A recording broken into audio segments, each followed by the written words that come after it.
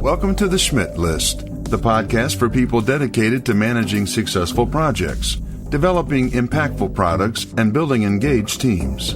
And now, here's your host, Kurt Schmidt. David, thanks for joining me on the show today. Oh, thanks for having me, Kurt. Good to be here. Tell me about what you do and how you got into it. I'm really fascinated to hear kind of the story about, I'm guessing you didn't grow up thinking you'd be doing what you're doing nowadays, right? No, I didn't. In fact, I wanted to be a teacher. My father was a teacher. I wanted to be an educator. And ironically, my wife wanted to be in business, and she's a teacher, and now I'm in business. So that's how life works sometimes. I guess, yeah. So tell me more about the business. Tell me about what you're doing these days. Well, I spent the last 20 years really at the confluence of education and technology. And that's really led to a recognition that we're in a crisis in so many ways. Not only the crisis, obviously, with COVID-19 and the fact that millions and soon perhaps tens of millions of Americans are without work, but also a crisis of knowledge when it comes to the ability to solve problems using technology.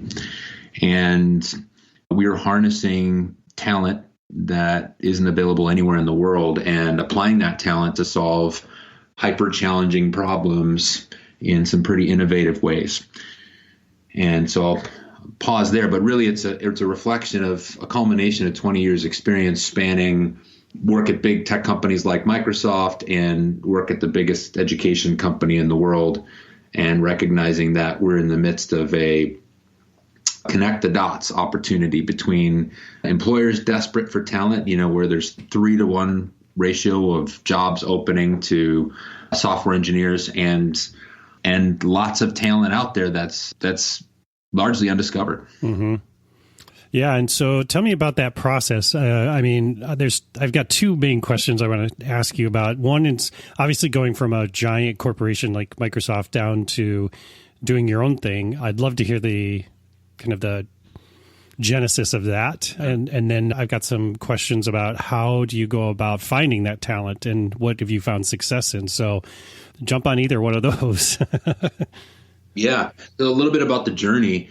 So we've seen this movie before, right? A couple times. So in the first time I saw this movie, in terms of the metaphor of this recession that we're in, I started my career in the .com boom and bust, actually with a Minneapolis-based company that was called Techies.com, founded by a guy named Doug Berg, who's doing amazing work still today and really in the Minneapolis area and around the world.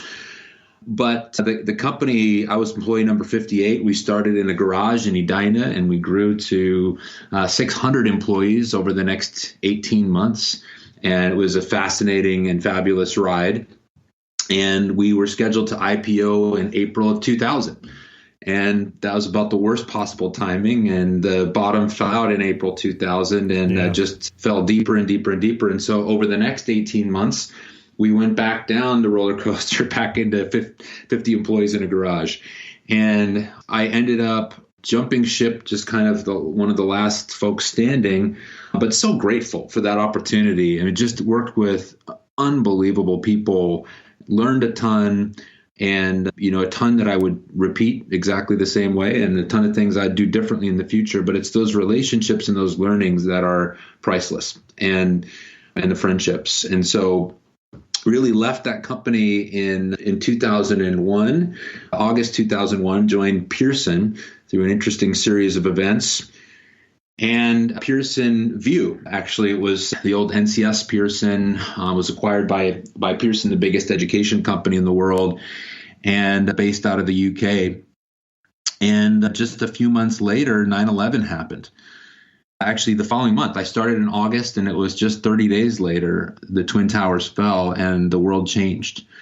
And the stock market fell even deeper and deeper into recession. And many of us will, know exactly where we were that day the Twin Towers fell. And we're now seeing, so out of that, what happens we're seeing 3 mega trends right now. We're seeing, number one, remote is the new normal. right? And everybody's remote, right? Number two, we're seeing online is the expectation, and that everybody can work remotely with the same level of quality or similar.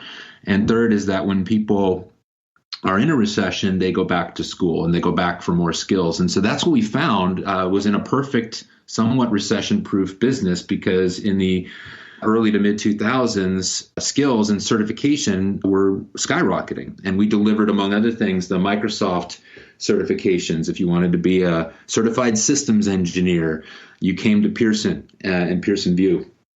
And so we were a scrappy young player at the time. We probably had like 20% market share. And my job was running our Microsoft business, and ultimately moved out to Seattle, shepherding that as essentially the account executive for Microsoft. And we grew our market share to over 50%. And then I ended up joining Microsoft and working in a group that was called the Unlimited Potential Group. And it was started by Bill Gates back in the mid 2000s when he announced at Davos at the World Economic Forum that companies like Microsoft have a responsibility both to their shareholders and to the world to create a future that actually realizes the vision that Gates had when he launched Microsoft of a PC in every home and in every desktop. But the reality was, right, that only about 1 billion people had been reached with technology, and the rest of the 7 billion people on the planet were left behind. Right. And so he said, we're going to put our money where our mouth is, and we're going to create a group within the company whose job it is to create technology that's designed for developing economies, and actually create technology that's relevant to their lives, that's accessible, that's affordable, and it scales to the billions. He used to say, don't even talk to me about anything if it doesn't multiply by 1 billion. And so we were an incubation group within a very big company, and I got to run 3 different products. 2 fell flat on their face, 1 took off, and had an absolute ball doing it. And then recession number 2 hit in 2008. And we saw about half the team get laid off. And I wondered how much Microsoft really cared about poor people. And I was frustrated at the time. Right.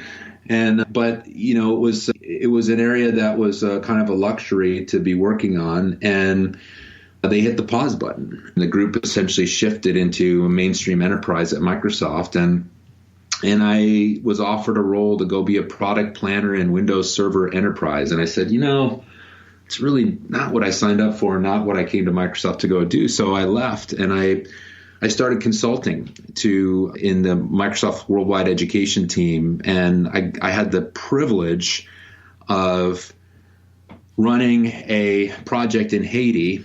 This was now 2010, right after the Haitian earthquake that hit in January of 2010, just over 10 years ago now. And in a matter of seconds, a city the size of Chicago was rocked and leveled like you would not believe, with just utter devastation. 1.5 million people homeless, depending on who you ask. Up to 300,000 people lost their lives. It was devastating. And I remember reading in the Seattle Times, there was an op-ed by Rich Stearns, who is actually the president of World Vision. And they're the largest NGO, non-governmental organization. And they're a Christian organization. And he said, as a Christian nonprofit, I get asked the question all the time: how can an all-powerful, all-loving God allow this kind of death and destruction? And people might be asking the same question now. And he said, what I tell them, first of all, is I don't know. I don't have all the answers. But what I will say is that I know that it's poverty that kills. And he compared the earthquake in Haiti to the one that happened in Santiago, Chile, just in March of that same year, about less than 2 months later. And seismologists will tell you that earthquake was 500 times more powerful than the one that hit Port-au-Prince, but fewer than 1,000 people died compared with 300,000 in Haiti. And so his argument was it's poverty that kills, because it makes us all more susceptible to all kinds of disasters, economic and natural disasters, and, biological disasters like what we're seeing now. And it's India and it's Haiti and countries where they don't have the privilege of social distancing. They don't have the privilege of quarantining themselves. They don't have the privilege of being able to, close down shop and hunker down for a couple of months. And there's certainly no infrastructure to enforce it.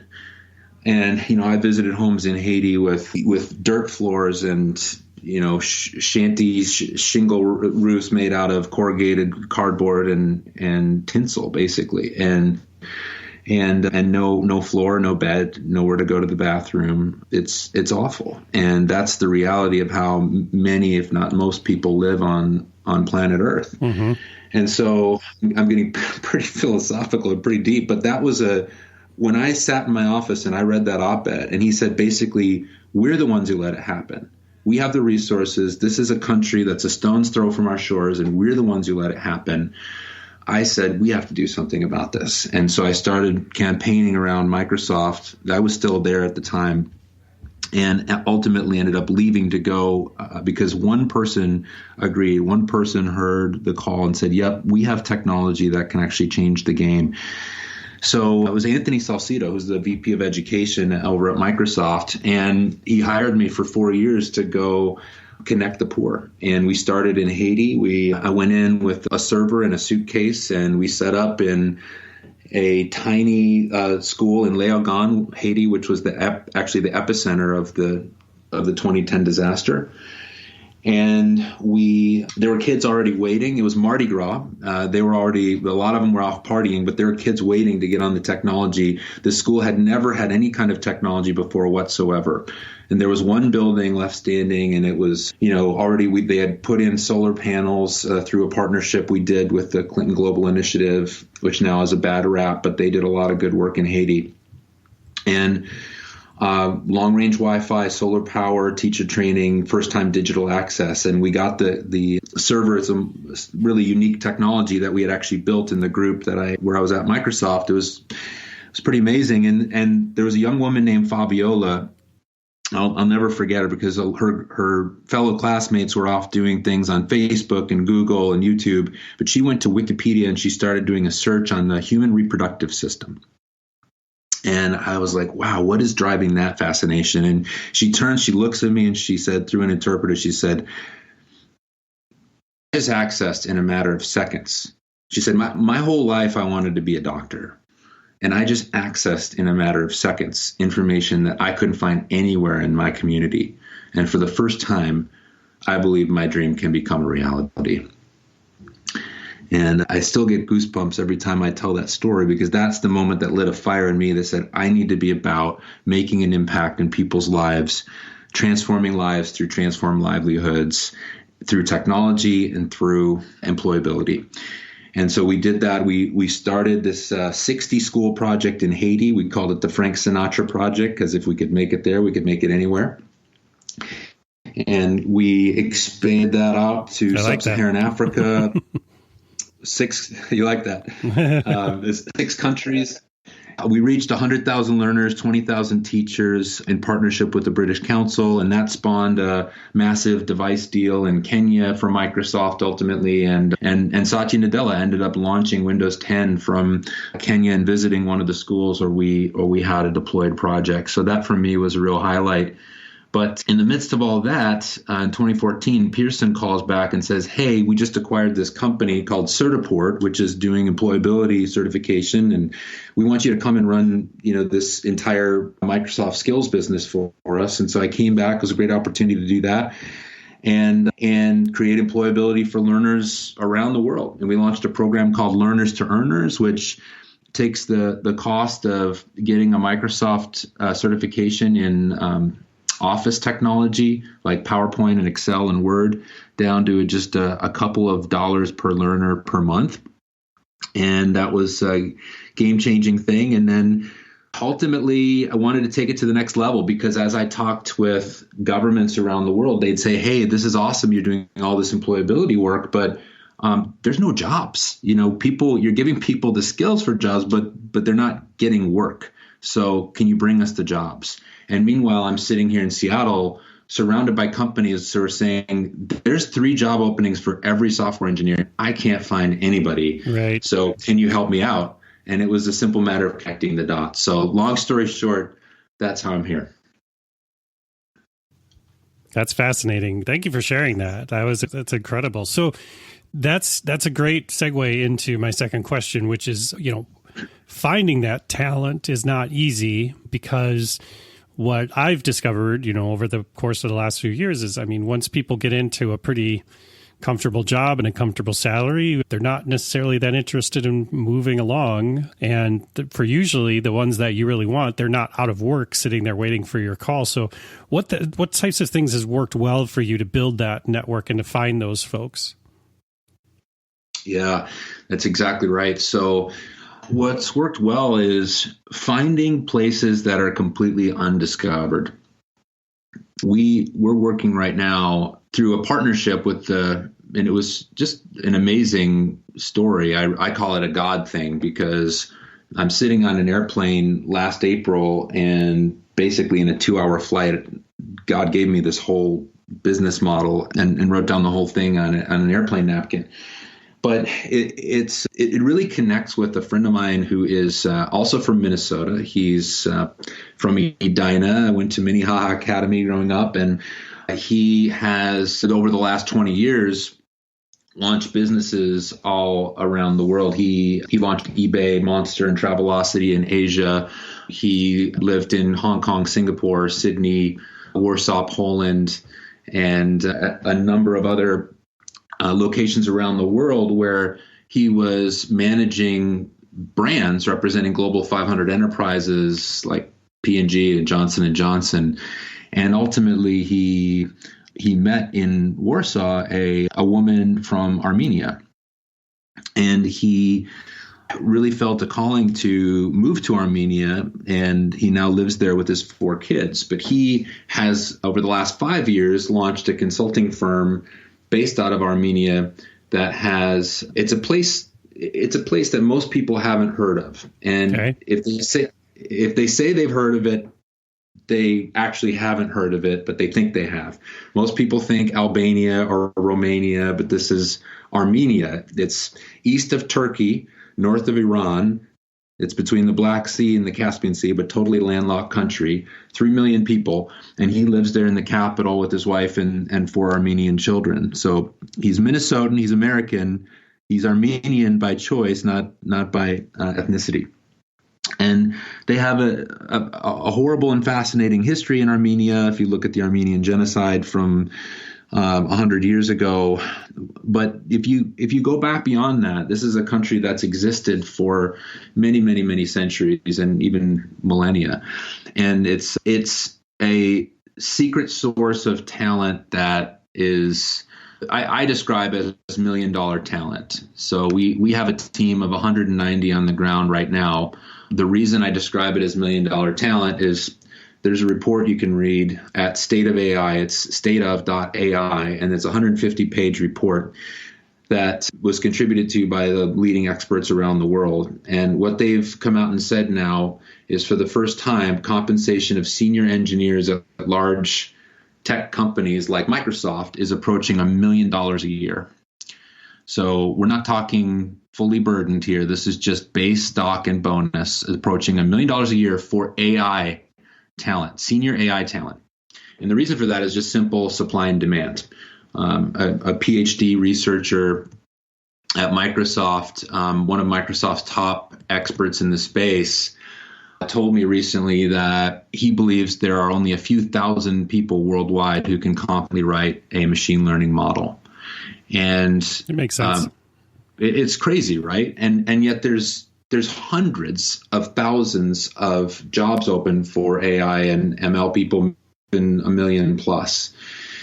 And so the disparity is unlike anything we've ever seen, and the numbers are growing exponentially, but the skills are not being acquired nearly fast enough to make up for the gap. For sure. And so that's why you're seeing these huge $1 million salaries, right? And so, we're able to access this $1 million talent.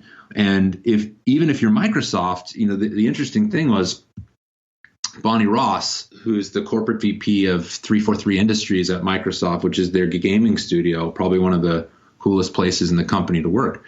She said that they can't find talent, and especially women, which are now on a scorecard from Microsoft to say we're going to grow our gender diversity specifically. The few women candidates, she said, this is a quote from 60 Minutes a year ago, the few women candidates with computer science degrees are as heavily recruited as star athletes. And, they're getting NFL level salaries. They already have offers from 5 to 7 other top tech companies by the time we talk to them. So that's Microsoft in the coolest place in Microsoft. They can't find talent. They can't find women talent, even more impossible. And so how does Nordstrom do it? How does Target do it? And more importantly, how does a startup do it when they don't have stock to offer as part of the package? It's right. Literally impossible. So that's what we're doing is we're giving people access to that $1 million talent that's just not available anywhere else. Yeah, and the people that, like you said, it's all over the place. It's not just one group that's looking for this talent, right? Yeah, exactly. Great point. So it's really across the C-suite, whether you're in marketing, whether you're in operations, whether you're in finance, whether you're in product development, product management, whether you're in sales, where we got a customer right now who's really doing interesting work in sales and trying to reduce their return rate and increase their customer service. There's just it's like a tool in a tool bag that can be applied across virtually anywhere in an organization. But the problem is that 73% of CEOs are not even doing anything with their data, and they don't even know where to start. Right. And so it really starts by looking at the data, looking at the business problem, and then figuring out, where's the place where I need the most help, where I don't really seem to have answers, and if that's low risk but high upside. Yeah, and I've talked about this. I talk about it ad nauseum on the show. So, but it is a common thing for people to have accrued all this data and not be able to do anything with it, or they have analysis paralysis, or they've put in these systems over the last 5, 10, 15 years that have all started to build up these data points, and they're struggling to figure out what to do with it. So they go out and they get some Tableau, or they get some consulting firms and analysts to come in and start parsing through all of this stuff. And, it's all across the board, but it's a common thing that I see that people are not doing things with the data that they're creating. That's exactly right, Kurt. But why do you think that is? Is it because they just assume that it'll work itself out, or what's their thought process? What have you experienced? Well, I was just talking to a retail CEO yesterday who said, David, I'm drowning in data. Right. Don't give me more data, right? Please. And he said, what I need is intelligence. I need business intelligence. And even to put into a Tableau or something, you got to understand, first of all, what problem are you trying to solve? And secondly, that sounds like the question. That sounds like the question that people aren't asking, though. They're just going right into like the what's the solution? Yeah, it's a lot of people are a solution in search of a problem, or else it's like just trying to very quickly get to just some breathing room, right? But you have to pause first, and you have to slow down so you can speed up, right? And the first thing is really, what problem are you trying to solve? And there's probably 5 or 6 across the organization that really matter. And then the next question is, which one is costing me the most, right? Is it in terms of lost opportunity? In terms of opportunity cost, is it real cost to the organization in terms of unnecessary spend? Is it just speed, and therefore lost time to market, and we're losing deals because we're not competitive, right? And figure out, what are like the 2 or 3 that really matter most, and then of those 2 or 3, which one is the low-hanging fruit that has the highest upside with the lowest risk, and start there and pick that one thing, and then just do a little, right? Rome wasn't built in a day. So you're not going to, solve world hunger overnight. But what you can do is take 30 days or 60 days and put some really smart people on it in a sprint and to build a proof of concept to say, what if we solved this thing? What are we risking and what would we be gaining? And actually prove that it's possible by looking at the data that surrounds that problem area and analyzing it and then building, a couple of MVPs. Yeah, right. Well, and that's the thing. I think that, there's a lot of, well, I like to call it the done mentality in these organizations when it is just get something out there, see what happens, rinse and repeat, right? Because I've had CEOs say to me, we want to talk about experimentation. And I'm like, great. In what aspect? And they're like, in general. How do you do it? That's exactly right. It's so often just a science experiment, which can be fun and a learning opportunity. But and for the scientists and the learners in all of us. But then management looks at that and it says, "What am I paying you for?" Right? Like, what problems are you solving? Yeah. What is it going to look like when it's done, and how much does it cost? Yeah. Yep, makes a lot of sense. So do you, with the way that, obviously the world is upside down a bit right now, but how do you see that impacting the work that you're doing, and how are you out there still finding, clients and finding people? Like, what's been working well for you just in the last few weeks? Well, in the last few weeks, frankly, nothing is working, right? It's just a matter of, no one's working, right? Like from the standpoint of everyone's taking a big, deep breath and hugging their kids a little tighter and hugging their spouse a little tighter, or just their, significant folks in their life, and just recognizing that, first of all, we're all very fortunate to be alive. Secondly, we're fortunate to be healthy. And, in my case, I lost 3 people pretty close just over the last couple of weeks.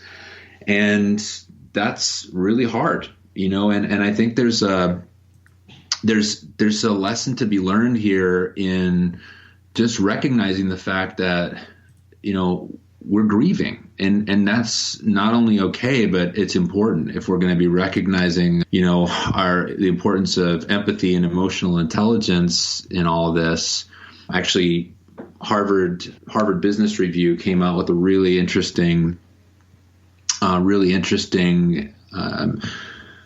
article just in the last week or two that just letting people know that that's actually what's happening. They interviewed people who are close to some of the biggest experts in the world on grieving, and we're going through the stages of grief, right? And whether or not you've lost your job, or whether you're concerned about losing your job, or whether you've got friends or family who've lost their job, or whether you're just going through this space of seeing all this death and destruction and, the world falling apart, that takes its toll on a person, that takes its toll on our kids, I think, more than we recognize.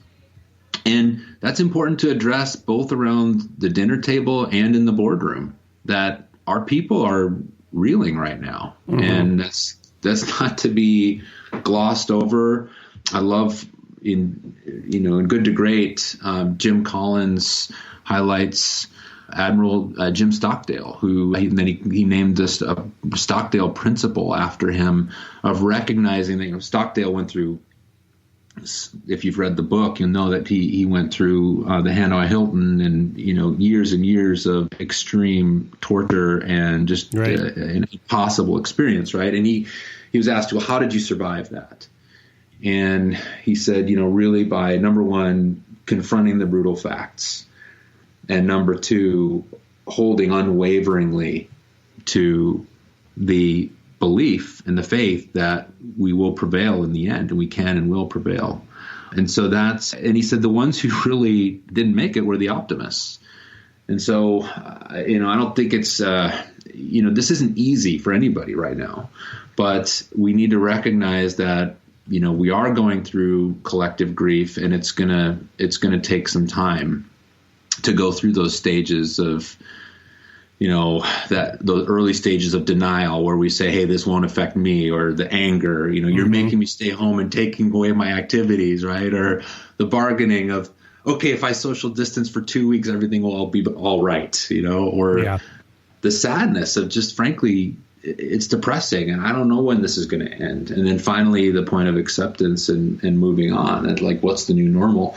So I think as we get to that, even in the midst of all that, though, life has to go on, business has to go on, and there's opportunity in the midst of crisis. And the opportunity, I think, is to look around for those who need help. And so that's what I'm trying to do, is find people who are in need of help. We've got a team of 190 strong engineers who are glad to learn, how we can be of service to companies who are struggling. And even though 10 million people have lost their jobs already, and they're saying we'll probably hit 20 million by the end of April, those are largely in hourly wage earners.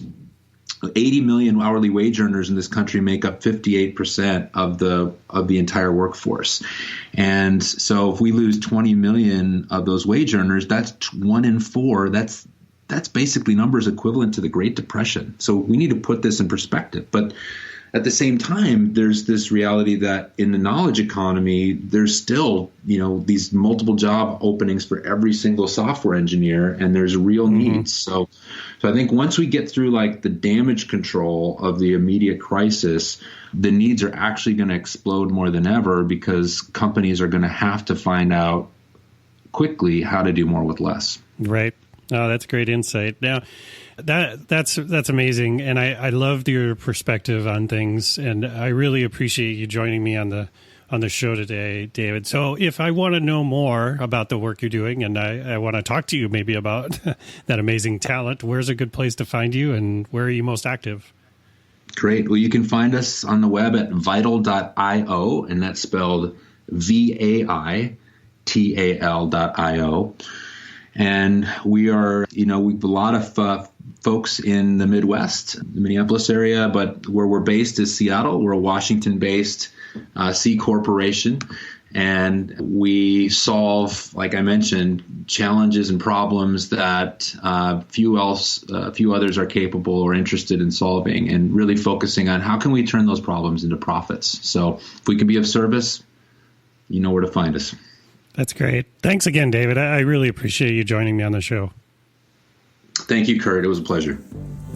Thank you for listening to The Schmidt List. If you want to learn more about how Foundry accelerates innovation, check out foundrymakes.com. And if you'd like me to speak about establishing a growth mindset at your conference or with your team, drop me a note at kurt@foundrymakes.com. Oh, and the next time you're on the internet, head to iTunes and leave the show a review. If you enjoyed this episode, please share it with a friend, because sharing is caring. I truly appreciate you taking the time to listen to the show, and I hope you have a fantastic week.